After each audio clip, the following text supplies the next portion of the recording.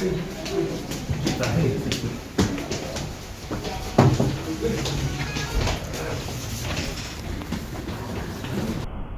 hapdeng ke hukum belapen mi deki yang Syari Meghalaya High Court ban penpai biang ya upayam ainam manik siem syakakam kumusiem bapura ke hima melim.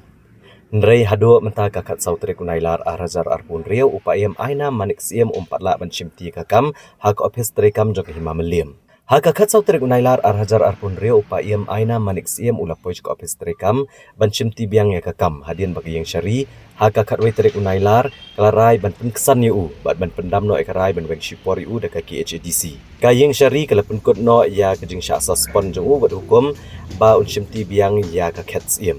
Nrei haba upayam ainam manik siem ulapoi hak ofis trikam hakakat sautri unailar u acting siem upayam Alban Frederick siem udang dan hapok ofis bat ulapan betriang bat shimlatre ban ya kini kakam. Acting siem ula kentat ban kakam bat ulapan dak order dan dak hukum na upayam aina manik siem ban penjisha ba ula syatung biang kumusiem ke hima melim. Na kaliang upayam aina manik siem ula kentat ban pediang ya kini kejing tho na acting siem.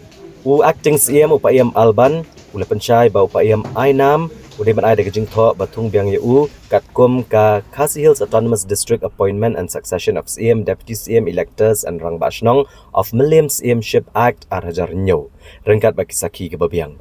Namar kini kejing pen jong acting CM bat ka jing bampatla ban penbet syai ke bor trikam kejing trikam hak office jong hima Melim kelalong ka ba kam jenjar ban peniat ki kam kijam hak ni ke office trikam.